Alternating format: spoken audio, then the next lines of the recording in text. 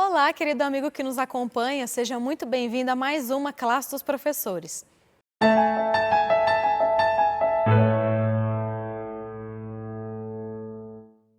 Hoje nós vamos estudar a lição de número 4 desse trimestre, que tem como título O Custo do Descanso. Mas antes da gente começar, eu gostaria de pedir para você que está nos acompanhando, compartilhar esse vídeo com as pessoas que você conhece, se inscrever no nosso canal Adventistas Lago Sul e ativar o sininho das notificações. Dessa maneira, sempre que tiver material novo no canal, você vai ficar sabendo. Deixa o seu like também no nosso vídeo. E agora nós estamos com uma iniciativa nova, porque nós queremos conhecer vocês melhor. Então, poste uma foto sua, uma selfie sua, nos acompanhando, assistindo a classe dos professores, publique no seu Instagram e marque o nosso Instagram, Adventistas Lago Sul. Nós queremos muito conhecer cada um de vocês e repostar as fotos que vocês vão postar com a gente. Nós vamos ficar muito felizes. Então, para iniciarmos o estudo dessa semana, eu gostaria de pedir para o pastor Samuel fazer uma oração para nós. Oremos. Querido Pai, obrigado por mais essa oportunidade que temos de relembrarmos lições especiais que estudamos e que estão relacionadas à nossa paz de coração, ao descanso que só o Senhor pode nos conceder. Nos dirija nesse estudo, eu peço em nome de Jesus. Amém. Amém. Bom, antes de iniciarmos, eu gostaria de mencionar algumas pessoas que sempre estão nos acompanhando aqui no canal. E a primeira pessoa que eu gostaria de mencionar e que nós gostaríamos de mandar um abraço é a nossa irmã Dília Ferreira. Ela sempre acompanha a gente lá do Cabo de Santo Agostinho e ela acompanha não só a classe dos professores, como também os nossos cultos, que são todos transmitidos. Sempre aos sábados, a partir das 9 da manhã e aos domingos e quartas-feiras, a partir das 8 da noite. Esses cultos também ficam no canal, então se você explorar o nosso canal, você vai ver que é um canal muito rico e cheio de conteúdo. E a Dília está sempre nos acompanhando. O José Porcedone de Jesus, ele mandou uma mensagem falando que ele estava na parada de ônibus acompanhando a classe dos professores. Esse tipo de feedback é muito gostoso para nós, porque a gente vê, né, que Deus realmente está usando a tecnologia como uma ferramenta para nos ajudar a estudar e aprender mais sobre ele e pregar o Evangelho. A Beira, de Moçambique, também deixou a mensagem dela. A Célia Pires pede oração por toda a família dela e por ela também, em especial pelo seu sogro que se entregou a Jesus. Nós ficamos muito felizes em saber que o seu sogro se entregou a Jesus e saiba que estaremos sim em oração por você, por sua família e por ele. Porque afinal de contas, o inimigo acabou de perder uma pessoa, né, que passou para as fileiras de Jesus e isso o enfurece. Mas nós temos um Deus que está cuidando a cada segundo dele, da sua família e de cada um de nós. E o Márcio Luiz, que está nos acompanhando da Angola. Então, para iniciarmos o nosso estudo, eu gostaria de apresentar para vocês os nossos professores dessa semana, que são o Dr. Gilson, seja muito bem-vindo. Muito obrigado. Ele é membro aqui da Igreja Adventista do Lago Sul. O nosso irmão Dalmo, seja bem-vindo também, Dalmo. Muito obrigado também. Ele é membro da Igreja Adventista do Lago Sul. E o nosso pastor Samuel, que está nos acompanhando, seja muito bem-vindo, pastor. É um prazer ter você aqui. Obrigado.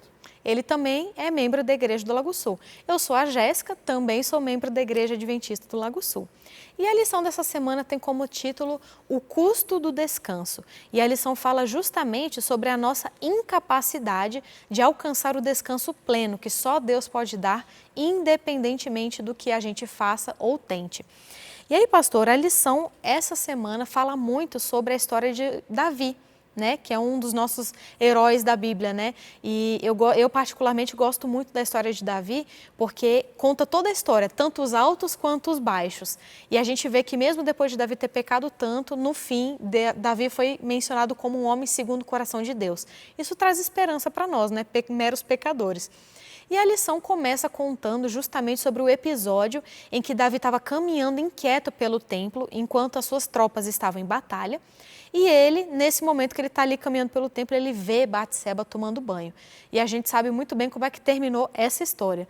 Pastor, eu te pergunto, por que você acha que a lição achou pertinente trazer essa história, né, essa parte da vida de Davi, aqui para o estudo da lição dessa semana?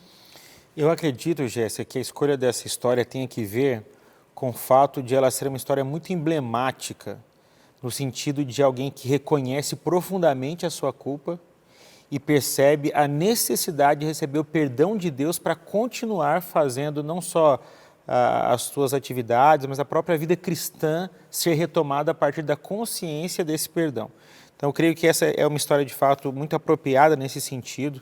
Ela não está restrita apenas ao capítulo 11 de 2 Samuel, mas o próprio rei, ele compôs salmos onde ele coloca a Deus essa angústia, pede que Deus o purifique. Então, pensando no tema da lição dessa semana, que é o custo do descanso, que é um custo enorme, mas que nós não precisamos pagar, essa história ela realça muito essa percepção de culpa e do valor do perdão que Cristo nos dá gratuitamente. E eu queria fazer 2 destaques. O primeiro não é um ponto assim destacado especificamente aqui nos estudos da semana pelo Guia de Estudos, mas eu acho que é apropriado na compreensão do descanso como um todo. É uma diferença que a gente percebe, você mencionou Davi, ele não foi para a batalha contra os amonitas, ele ficou no seu palácio, na primavera, era um período agradável, então ele acabou preferindo ficar em casa. E por isso, essa foi a brecha que Satanás usou para tentar destruí-lo. E aqui a gente pode fazer uma boa diferença entre o descanso e a ociosidade. É muito comum, né, estudantes pensarem, não vejo a hora de ficar à toa, chegar ali em casa, não ter o que fazer, ou então nós, né, quando já formados, trabalhando, eu quero um tempo para ficar sem fazer nada, que vou me jogar no sofá aqui, quero passar uma semana sem ninguém me incomodar, sem ninguém me ligar. Claro que são situações que a gente fala assim, sem refletir no significado disso, né, diretamente, mas é muito perigoso o descanso ser compreendido como inatividade, porque a inatividade ela é uma grande brecha que Satanás tende a não desperdiçar. E a ociosidade tem que ver com a ausência de propósito e também uma ausência de atividades que possam produzir em mim a renovação das minhas forças, uma mudança de perspectiva, que tenha algum conteúdo que me traga reflexão. A ociosidade é o oposto disso e é muito perigosa. Davi, se estivesse batalhando, que era uma atividade propícia para ele naquele momento, ele teria se livrado dessa tentação. Não que ele não pecaria de outras formas, mas dessa tentação ele teria se livrado. E quantas vezes alguns caem em tentação porque estão à toa em casa na frente de um computador? Quantos não caem numa tentação porque estão no meio de amigos com propósitos extremamente inapropriados, e por estar nesse ambiente ele acaba caindo porque ele não ocupou esse tempo de forma mais sábia, mesmo que para descanso, né? Ele escolheu as pessoas erradas, o lugar errado e preencheu o seu tempo fora do trabalho ou fora de uma atividade regular de uma forma equivocada, e Satanás ele se aproveita disso.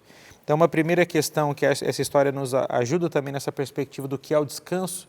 Descanso não é ficar à toa, porque quando estamos à toa, nós somos muito mais vulneráveis. A gente pode tirar férias, a gente pode viajar, a gente pode investir tempo com a família, a gente pode estar com os nossos amigos, mas isso tem que ter propósito e tem que ter consciência, porque se for a mera ausência de atividade, a tentação é muito mais forte, né? Uma segunda questão que eu quero destacar aqui, que vai ficar mais clara conforme o Dalmo e o Dr. Gilson abordem os próximos dias, é que nós precisamos muito, é muito importante o descanso que vem do senso de estar em paz com Deus.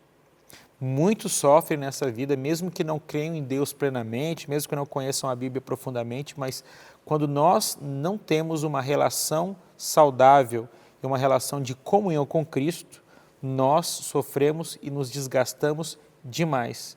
Davi, ele só conseguiu voltar a viver no sentido pleno da palavra, quando ele teve consciência que Deus o perdoou e o restaurou. E isso é uma realidade hoje também para qualquer pessoa. Nós que frequentamos igreja, pessoas que há muito tempo não frequentam, pessoas que jamais tiveram contato próximo com Deus, com a Bíblia, todos precisamos desse perdão, desse senso de paz com Deus, senão mais cedo ou mais tarde essa conta chega. É verdade. E é engraçado, né? A história é uma trama de novela, né? Quando a gente vê, para você que não conhece a história, né, de Davi e Batseba, o marido de Batseba, Urias, era um dos comandantes, né, do exército de Davi. E durante a batalha contra os amonitas, ele estava lá na batalha, estava lutando, enquanto Davi ficou no palácio. E numa noite que Davi estava inquieto, caminhando pelo palácio, ele viu Batseba tomando banho. E ele mandou chamar Batseba, e ele e Batseba juntos traíram a Urias. Então, Davi, para tentar encobrir, né, o seu crime, porque Batseba engravidou, Davi mandou chamar então Urias, né, mandou trazer Urias lá da frente de batalha, para Urias passar a noite com a sua mulher em casa. Porque aí ele imaginou, né, que Urias então teria relações com a sua esposa e depois eles poderiam dizer então que o filho que Batseba estava carregando era de Urias. Mas Urias, sendo o homem fiel que era, ele se recusou a passar a noite com a sua mulher enquanto seus homens estavam lá no campo de batalha. E aí Davi, desesperado, não sabendo como resolver a situação, mudou Urias, né, da sua posição no campo de batalha para uma posição muito mais perigosa, onde ele sabia que Urias seria morto. E Urias, mesmo sabendo que iria morrer na frente de batalha, ele foi. E ele realmente morreu. Davi acabou tomando Batseba como sua esposa. Só que assim, a história não foi nem um pouco boa, né? Porque você vê que em todos os pontos da história tudo tem a ver com traição, com assassinato e tal. Então foi uma coisa assim horrenda. Então, Gilson, eu te pergunto, dentro dessa história, dessa trama toda de novela mexicana, qual foi o momento que Davi caiu em si e qual foi a reação que ele teve quando ele finalmente caiu em si do tamanho da enormidade do pecado que ele tinha cometido? Quando a gente está tentando encobrir um pecado, né, a gente vai inventando coisa. Dizem que a mentira tem perna curta, né? Mas às vezes a gente tenta alongar as coisas. E aí sempre inventa uma coisa pior para poder encobrir, né? Para a gente não ser pego com as calças na mão. E Davi, neste momento, estava na sua fase humana, né? Tentando encobrir o seu pecado, afinal de contas eu sou rei, ó, nada vai me acontecer. E, bom, a verdade é que quando a gente faz a vontade sobrepujar a razão, a gente vai cometer uma bobagem, né? Então ele estava ali, viu aquela mulher que era muito bonita e aí acendeu o desejo. E esse desejo apagou toda a razão. E aí foi que então ele começou a pecar, né? E não foi só um pecado, foram vários, né? Um pior do que o outro. E aí é uma sucessão de erros. Eu gosto muito da história de Davi porque eu acho que ainda tem alguma esperança para mim. Porque eu acho que eu não cometi metade das bobagens que Davi cometeu. Eu falei, então eu acho que eu devo estar bem na fita, né? Ele pecou de todo jeito. Mas também Davi fez uma coisa que talvez eu não tenha feito. É se arrepender profundamente, né? Ele pagou as consequências dos seus atos, mas ele se arrependeu. E quando foi esse start, né? Esse despertar do seu pecado? Ora, o profeta Natan chegou lá, contou uma historinha para poder ativar o seu senso de justiça. Todas as pessoas têm senso de justiça, já percebeu? Quando você conta uma história para alguém, todo mundo, não, isso está errado, não pode ser assim. Embora seja um tremendo pecador, embora às vezes esteja fazendo exatamente aquilo que a pessoa faz, mas o meu senso de justiça, eu vou lá e falo. Senso de justiça para os outros é muito bom, né? E aí ele usou, o profeta usou na história, do conhecimento dele, inclusive como pastor. Ora, tinha lá um rico com um monte de ovelhas, tinha um pobrezinho, tinha uma ovelhinha só que ele cuidava, né? E aí o rico foi lá, chegou uma visita e pegou aquela única. Ah, quem não fica revoltado com uma coisa dessa, né? Isso clama pelo nosso senso de justiça. Aqui tem uma lição. Tem muito irmãozinho da igreja que adora apontar o errinho do outro, né? Fala assim, mas não pode, o fulano fez isso, como é que ninguém vê isso, como é que ele está na igreja, olha só. Adora fazer isso, né? São aqueles irmãos que são elementos de Satanás para trazer a discórdia e a desunião dentro da igreja. Ele tem muito senso de justiça, mas a sua misericórdia é zero. Só que ele esquece que Deus é um equilíbrio perfeito entre justiça e misericórdia. E nessa história de Davi a gente pode ver muito bem isso, né? Deus não poupou Davi das consequências dos atos que ele cometeu, mas em pedir perdão e ele ver a sinceridade do coração de Davi, ele usou da sua misericórdia. Não, você não vai morrer, né? Mas você vai ver a consequência do que você fez. As suas mulheres serão possuídas na frente de todo mundo da mesma forma como você possuiu a mulher do outro. E aí teve uma série de coisas que aconteceram na vida de Davi. E ele aceitou as consequências dos seus atos. Porque ele entendeu que todo o pecado não é pecado contra Betseba, não é contra Urias. O pecado, no final das contas, é contra Deus, né? Não adulterarás, né? Não matarás, é contra Deus, né? Lógico que ele ofendeu aquelas pessoas, ele matou uma pessoa, né? Então ele feriu algumas pessoas, mas sobretudo ele feriu a Deus. Então a gente tem que ter na consciência de que o meu pecado contra o meu irmão, ao ofendê-lo, eu estou ofendendo a Deus. Então você não é totalmente livre para dizer que você faz o que você quer, o problema é meu. Não, não existe aquela coisa assim, meu corpo, minhas regras. Não, você pertence a Deus. Ao você transgredir, você está transgredindo e você está ofendendo a Deus. Então isso muda um pouco a relação das coisas. Né? Não é só, eu sou um ser livre perante o universo, eu faço o que eu quiser, ninguém tem nada a ver com isso. Oi? Não, você vive nesse universo, as pessoas têm a ver com isso, você tem relações entre pessoas e principalmente você tem relação com Deus. Né? Deus é ofendido particularmente quanto a isso. Ele te criou, Ele te conduz, Ele te mantém vivo, Ele te dá todas as coisas, embora você não acredite. Então todo pecado é contra Deus. Então não tem eu decido, eu faço o que eu quiser. Ótimo, que eu já falei, se você... A sua liberdade, você planta o que quiser, mas você vai colher aquilo que você plantou. Né? E o pecado, em especial, é uma ofensa grave, mas contra Deus. Se a gente tiver isso em mente, eu creio que a gente vai pensar muito mais antes de fazer ou cometer algum pecado. Né? E, principalmente, pensar nas consequências de tudo isso, do que tudo isso vai acarretar. Então, esse despertar da consciência é fundamental para o perdão. Se a pessoa nem sabe que pecou ou ela acha que não pecou, a salvação está meio difícil para essa pessoa. Com certeza. E é complicado, né? E a gente vê que Deus, mesmo Davi cometendo tantos pecados contra ele, Deus ainda o perdoa. Por quê? Porque Davi, justamente como o Gilson falou, né, ele se arrependeu verdadeira e profundamente. Uma coisa que é difícil para a gente, até porque nós somos orgulhosos. Para a gente admitir que foi um pecado, é difícil. Às vezes a gente está pecando, a gente sabe, mas a gente quer justificar. Fala assim, não, mas o que fizeram comigo, não, mas o que aconteceu ali, não, mas o que não sei o quê. Mas a gente vê que Davi não tenta encobertar o seu pecado, né? Ele enxerga o seu pecado na sua enormidade e ele se arrepende profundamente e ele sofre com esse pecado que ele cometeu. E a gente vê que Deus aceita esse arrependimento e perdoa. Mas um problema que a gente tem, que foi até uma coisa que o Gilson comentou, é que muitas vezes as pessoas confundem perdão com ausência de consequência.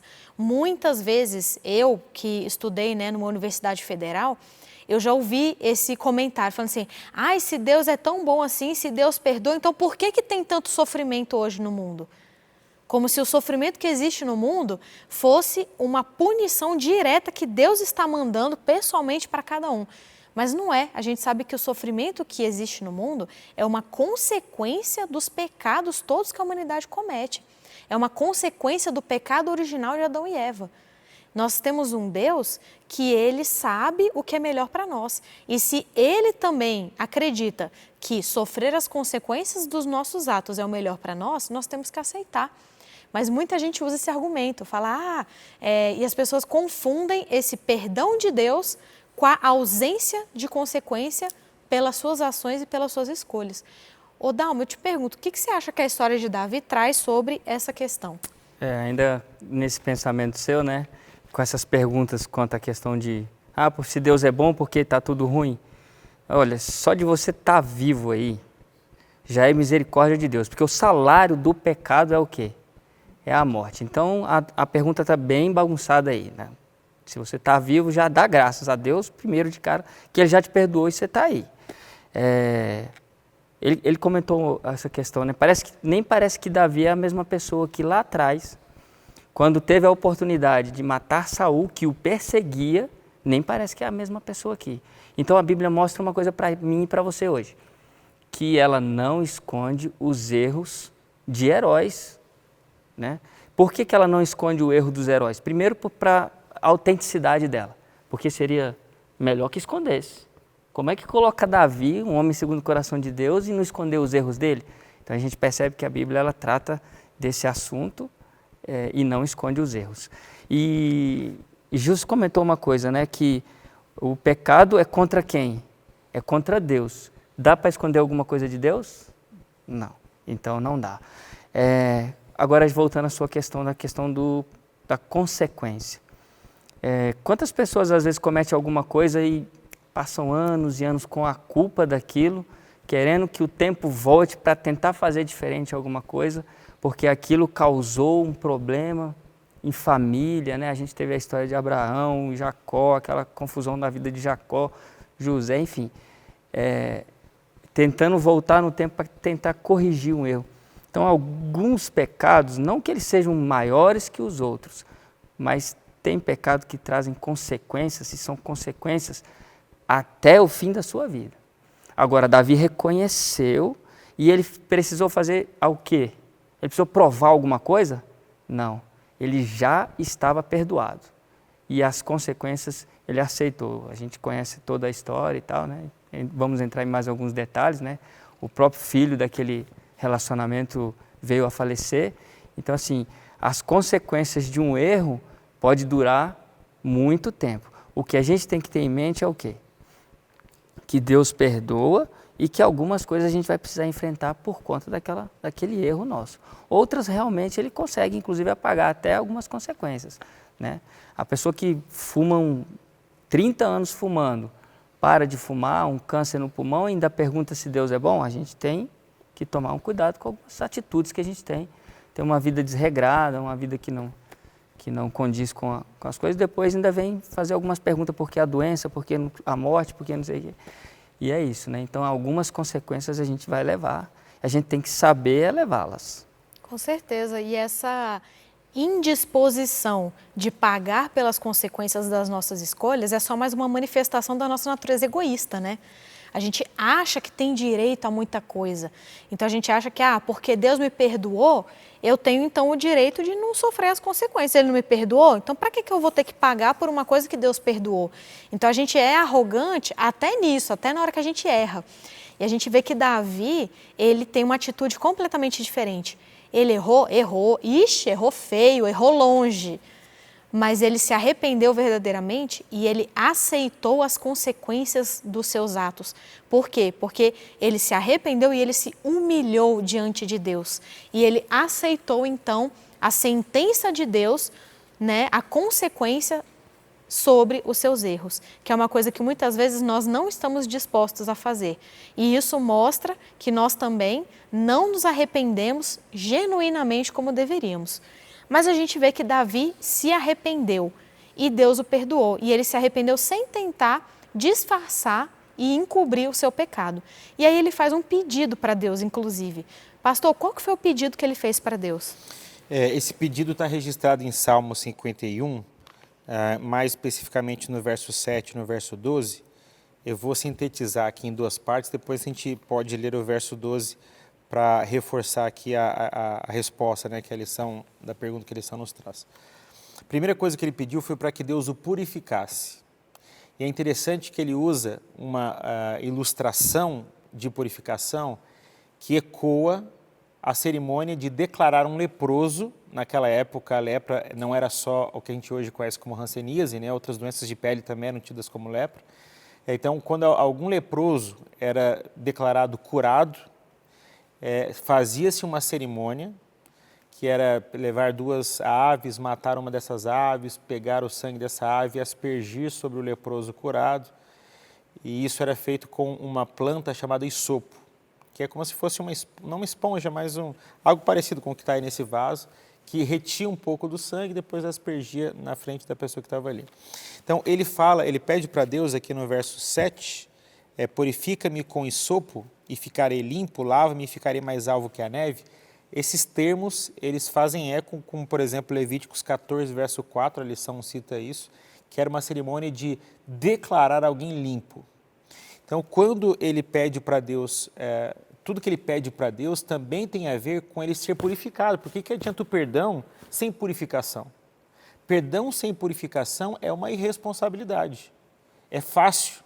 E muitas vezes as pessoas entram em descrédito por isso, porque eu vivo pedindo perdão, mas eu não busco em Deus a purificação, que é a transformação, a restauração do meu coração. Então a primeira coisa que ele pede é isso, Deus me purifica, meu coração ele me trai, o meu coração, ele me engana. Se eu continuar com o meu coração do jeito que está, eu vou cair nessa mesma situação de novo. Então, eu peço que o Senhor refaça a minha vida para que eu me liberte desse mal. Então, essa é a primeira coisa que ele pede, e eu creio que isso é muito apropriado para nós hoje, porque as mesmas tentações que ele enfrentou, nós enfrentamos. Aqui é uma tentação sexual. Quantos não enfrentam esse dilema em casamentos, em até jovens solteiros? O mundo hoje em dia tem uma gama de atrativos para essa área. Eu posso ter a minha vida purificada. Deus pode restaurar esse ponto, né? E Davi pede isso, não só o perdão, mas uma nova vida. E aqui também ecoa a criação. Ele pede para que Deus recrie o coração dele, porque o coração que ele tem naquele momento é pecador, ele quer um coração restaurado. E uma segunda questão que ele pede no verso 12, esse eu vou ler porque eu acho fantástico, geralmente a gente não pensa nisso. O verso 12 diz assim: restitui-me a alegria da tua salvação e sustenta-me com espírito voluntário. Ele também pede para que Deus devolva para ele a alegria da fé, a alegria da certeza da salvação.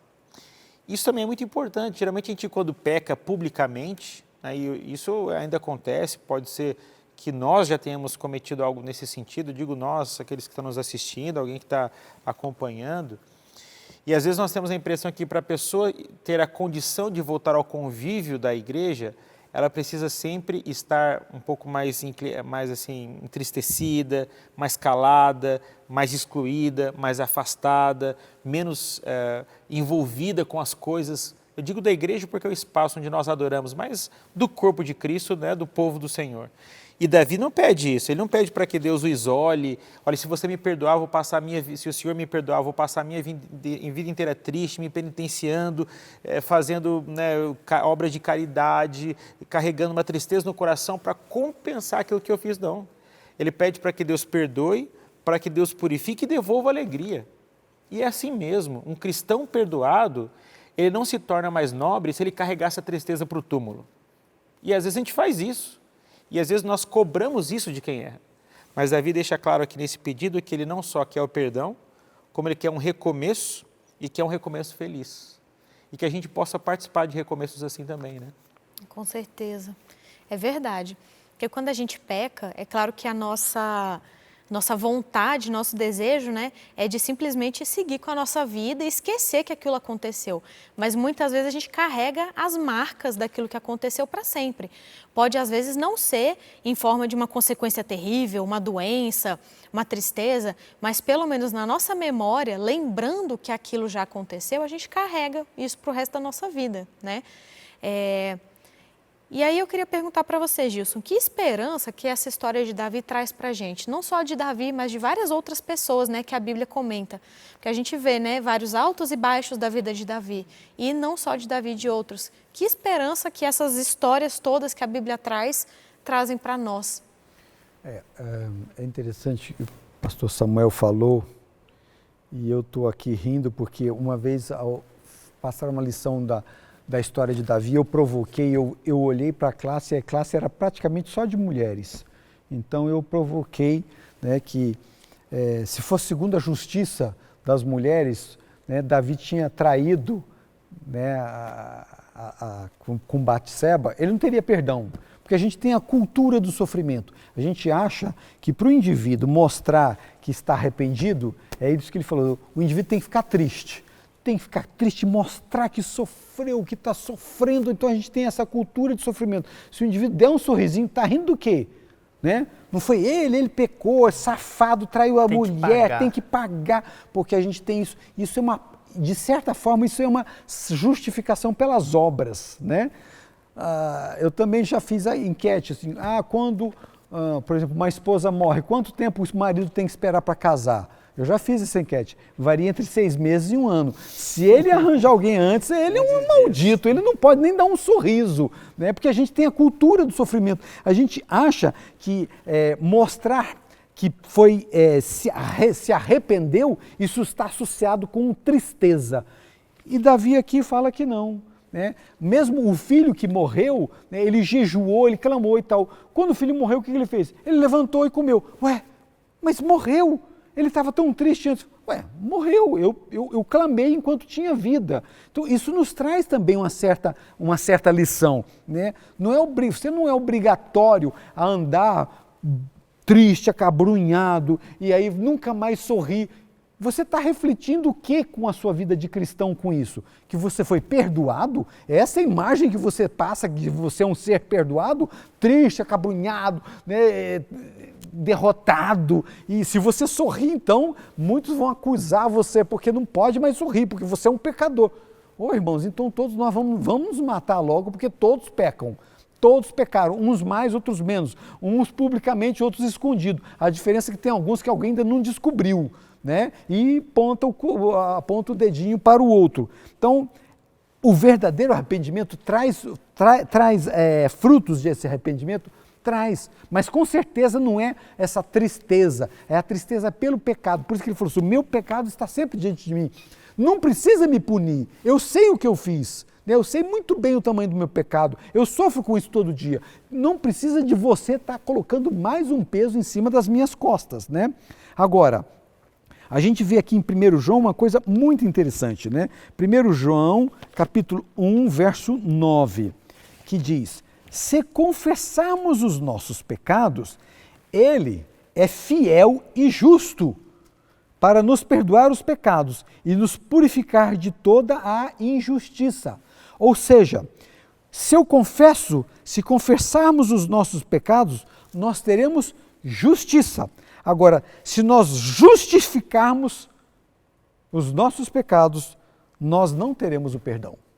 Não adianta, essa relação não existe. Muitas vezes a gente está querendo justificar o nosso pecado. Jamais alcançaremos o perdão se justificarmos os nossos erros. Mas se nós pedirmos perdão pelos nossos pecados, nós vamos alcançar a justiça de Cristo. E nada e nem ninguém vai nos impedir. E não seja você, meu irmão, uma pedra de tropeço para aquele indivíduo que está tentando se levantar, se reerguer dos seus pecados, apontando nele sempre, né, os seus pecados. Vocês já notaram que às vezes as coisas na igreja são assim. Ai, aquele fulano é aquele que traiu a mulher. Às vezes isso já aconteceu há anos. Né? Eles já se acertaram, eles estão vivendo outra vida, mas o indivíduo fica conhecido pelo seu pecado. Então a pergunta é, Deus perdoa, mas você perdoa também? Às vezes não foi nem contra você, né? Você dá um dissenso de justiça, né? Mas não tem misericórdia nenhuma. Você continua chamando seu irmão pelo pecado dele, que Deus já perdoou a ele, mas você insiste em classificá-lo como aquele que fez tal ou este ou aquele ato. Então, desculpa, você não perdoa. E o que me diz a oração do Senhor? Perdoa-nos, né? Como nós perdoamos aos nossos devedores, aquele que nos ofende. Se você não perdoa ao seu irmão que ele fez uma coisa e não foi nem contra você, como é que você está pedindo perdão pelos seus pecados? Essa lição Davi nos ensina. Né? Ele ensinou a como é o arrependimento genuíno e também nos ensinou como viver uma vida de descanso, de alegria após o pecado, porque acreditou piamente que Deus o perdoou. Nós também temos que começar a aprender isso também. E um detalhe, Gilson, que essa questão de as pessoas apontarem pecados de outras pessoas do passado, isso não se enquadra nas consequências do pecado que o Dalma falou. O que é consequência do pecado? Os meus filhos sofrerem de alguma forma, eu ter restrições por conta, né, de coisas que eu decidi errado, isso me impede às vezes de galgar algum sonho, isso me limita porque eu fechei algumas portas.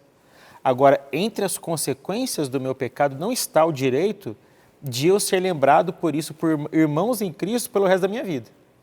Isso é importante porque às vezes, dentro dessa perspectiva da consequência, a gente imagina essa pessoa, ela está carregando esse paradigma por uma decisão dela.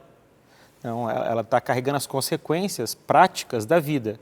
Agora, esse paradigma, essa lembrança constante de um ato passado, não faz parte das consequências do pecado e não legitimam esse tipo de situação que, às vezes, nós, enquanto membros da igreja, isso é natural também do ser humano, acalentarmos esse tipo de comentário. Isso destrói o plano restaurador ou impede, em certa medida, o plano restaurador completo de Cristo se efetivar na vida de alguém por conta de algo que a gente ressuscita e que não deveria, ou que não está não é parte da nossa responsabilidade cristã trazermos isso à tona constantemente. Com certeza, nada dá o direito de um apontar o dedo para o outro, até porque muitas vezes aquela pessoa tem pontos fortes que você não tem. Então, às vezes, você está pecando em pontos em que aquela pessoa não está. Então, o direito de julgar não é nosso, não cabe a nenhum de nós. Então, Dalma, eu queria que você compartilhasse com a gente o que você acha, então, que ficou de mais importante nessa lição. O que você poderia contribuir para enriquecer a lição? Bem, o professor ele pode explorar aí algumas questões bem pertinentes, né? Às vezes nós cometemos erros, né? Isso qualquer um comete erros que passamos anos com sentimento de culpa. Você pode chegar a Cristo que Ele não vai ter para você condenação, né? Sentimento de culpa, entrega na mão de Cristo e você não vai ter a condenação dele, pode ter certeza. Pode ter do irmão, né? Mas de Cristo não. Não esconda o seu erro, reconheça. Não esconde o seu erro, reconheça que Cristo ele pode resolver essa questão. Cuidado na hora que você julga, né? A gente está falando aqui, você coloca uma lupa muito grande no pecado do outro, cuidado, você pode estar colocando algo, como Davi, né? Quando ele queria já matar, ele queria trazer o juízo, né? Então ele queria trazer o juízo de imediato. Eu quero pegar esse camarada que pegou a ovelhinha aí, eu quero acabar com ele. Pois é, Davi, é você. Ou seja, cuidado, às vezes você está condenando alguém que é você mesmo, né? E por fim, não menos importante, Deus com Cristo hoje traz o verdadeiro descanso. Então a gente pode descansar no Senhor na certeza de que o nosso perdão já foi alcançado. Amém. Graças a Deus por isso. Bom, então, para encerrarmos, eu gostaria de pedir para o Gilson fazer uma oração. Vamos orar. Pai que está nos céus, muito obrigado pela essa oportunidade de estarmos aqui discutindo, aprendendo, lendo da Tua Palavra o significado do perdão, o significado de nos perdoarmos uns aos outros, o significado do descanso, de ter a consciência tranquila, sabendo que Tu nos perdoaste e lançou os nossos pecados no fundo do mar. Ajuda-nos, Senhor, a que possamos andar na nossa vida confiados no Teu perdão, ajudando-nos mutuamente uns aos outros, orando uns pelos outros, tendo misericórdia de uns para com os outros. E ajuda-nos, Senhor, nesta escada de santificação, a um dia encontrarmos a perfeição em Cristo Jesus. É o que pedimos e agradecemos por Jesus. Amém. Amém. E assim nós encerramos a nossa lição de número 4. Muito obrigada a você pela sua companhia. Não se esqueça de deixar o seu comentário aqui embaixo com o seu pedido de oração e de onde você está nos acompanhando. E não esqueça de postar lá no Instagram a sua foto com a gente assistindo a classe dos professores e marcar o nosso Instagram, Adventistas Lago Sul. Muito obrigada pela sua companhia e até o próximo Classe dos Professores.